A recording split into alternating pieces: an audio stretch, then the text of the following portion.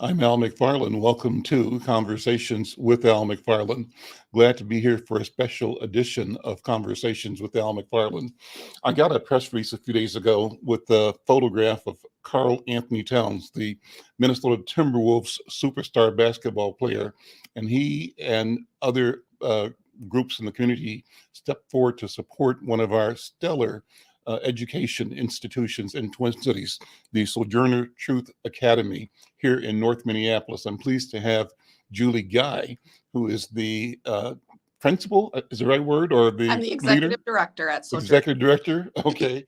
And I thought it's wonderful that you were able to connect with them, that they were able to connect with your school and your students.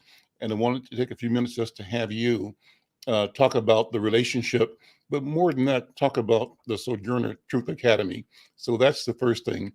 And first of all, thank you for being here. Thank you for the interview. Yeah, absolutely. It's exciting to be here. Thanks for having me. Certainly. So Sojourner Truth Academy is a pre-K through 8th grade charter school here in North Minneapolis. We've been around for 23 years. I have had the honor to serve at Sojourner for the past 20 years. Oh boy. It's a great boy. place. We're a small community school. We serve about 300 students, preschool through 8, like I said. We really value that small, safe place for kids. We serve as a bridge to the community, as well as having high expectations for students academically and providing rigorous instruction. So it's an excellent place to be.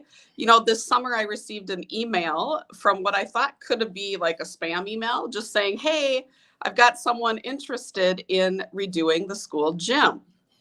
Again, I didn't really believe it, right? But I responded, and sure enough, the 2K Foundation was partnering up with Karl Anthony Towns in a program called Tune Up to Play, where I believe they connect, sports figures in communities with organizations to do something good in the community. So it started this summer, and they started work after the school year started. We had to close the gym. We actually were going over to Falwell Park, who's one of our partners, to use their gym space for our Phi-Ed classes while the construction happened in the gym. So the outcome of it is just this beautiful space that our kids and, of course, our community will be able to use for years and years to come. Yes, here's some great pictures. That's beautiful. So what all did they do? What happened?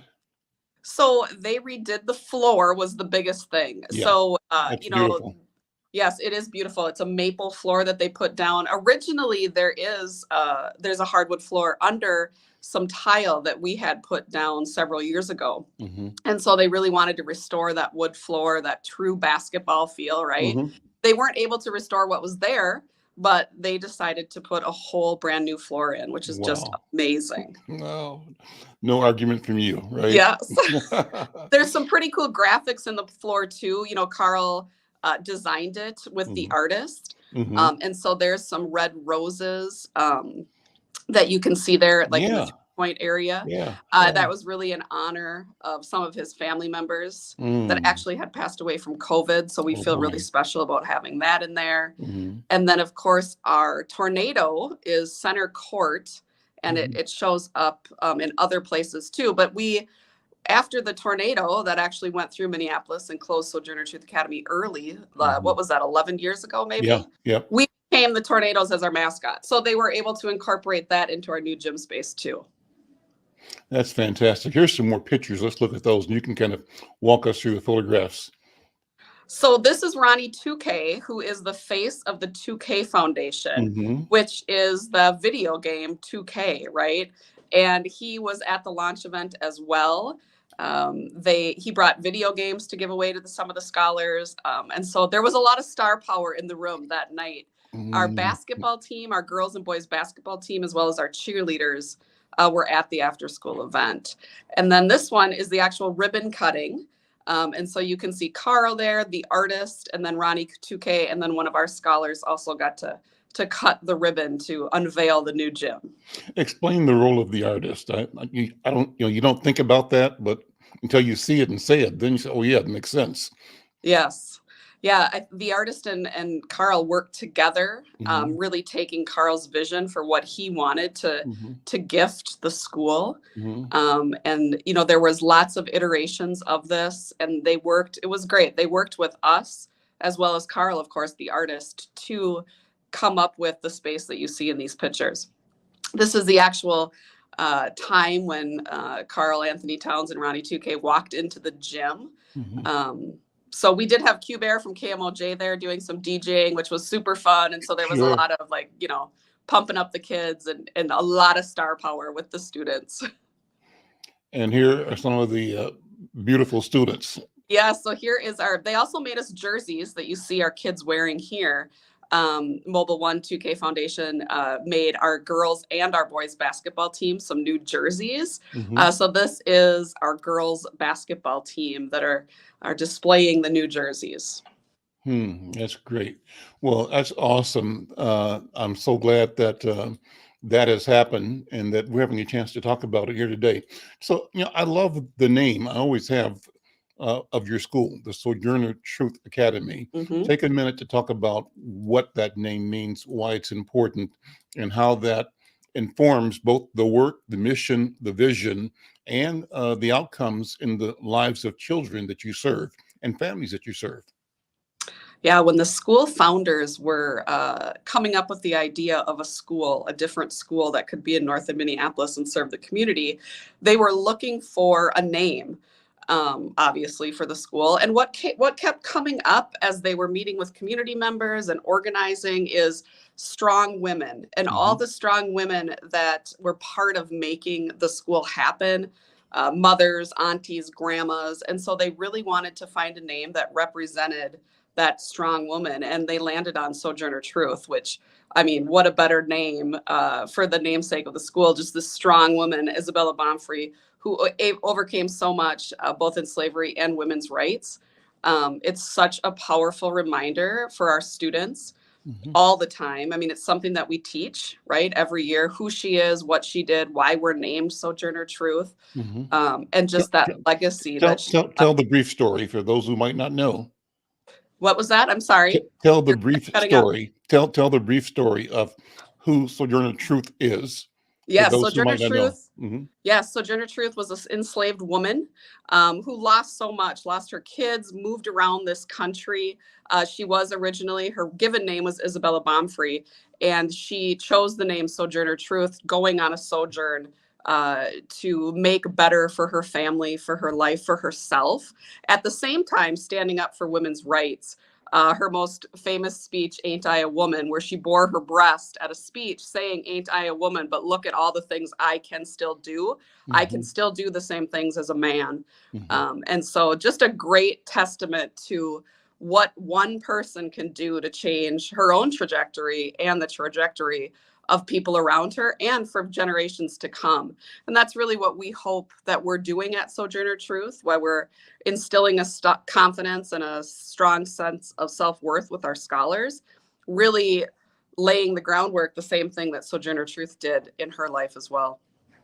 What's your own personal story? How have you come to be an educator? Are you a native of Minneapolis, Julie?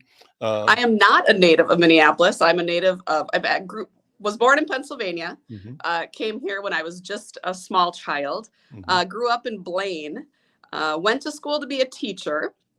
Honestly, I thought I would teach for a couple years and then have children and stay home with my children. Well, I had 5 children, but I never stopped working. I just was really drawn to the profession. I came to Sojourner really by chance. I was teaching in St. Paul. Mhm. I was using a specific curriculum and that Sojourner Truth was using. And so the director asked me to come over to Sojourner and help out with that. And now that was 20 years later, I've moved into this executive director role, and I couldn't be more pleased or more happy to serve in such a great place like Sojourner Truth Academy. So tell me, how are your students and your families faring? This has been a difficult year for everybody. First of all, the pandemic, Yes. really turned our society, the world, upside down, inside out. Then outside of that, we had the reckoning, all the consequences, the angst associated with police killings George Floyd, Amir Locke, and at the same time, the increase of violence among youth in our community, and particularly North Minneapolis, where I live and where you work, but inner city communities and suburban communities experiencing an uptick in violence. I think it's all part of you know a need to focus on mental health and stability. But that environment has been challenging for everybody. So I raised the question, how are your students and their families doing? And, I wanted you to speak to your hope, your Mhm. expectations, and your belief that about our future and the future of those that you are nurturing right now as students. Yeah, our community is so strong and so resilient. Of course, the pandemic, the murder of George Floyd, the social unrest, and the polarizing political climate that we've all been living in for the last several years is a challenge for everyone. And then added to that, the increased violence on the north side. But our families are resilient. Our Mhm. families are hardworking. Um, and just like everybody, want the best for their kids, for their communities. So we have seen an increase of need, right, for mental health supports for our kids and our families. We're meeting that need by bringing mental health professionals into our building as staff members, adding staff, and then contracting with like Kente Circle, Washburn Child Guidance to provide our families with the support that they need. There is so much hope.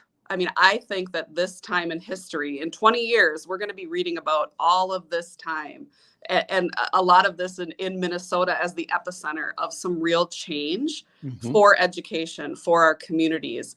It's messy, right? Right now is messy, but the messiness gets to a new, better place for everybody. And when one rises, we all rise, right? And so I think that we are seeing some this real disruption that is going to lead to something really, really beautiful.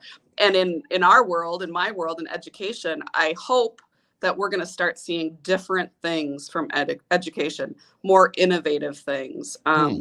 How do we teach? How do we reach kids? It has to be different. I mean, when Mhm. you and I went to school, there was no social media, right? Now Nope. there is. The Nope. context our kids have is so much broader than any of us had 20 years ago growing up, 30 years Mhm. ago growing up. So how do schools need to really think about, modify, and utilize those things in our education system? I think we're going to see some real change.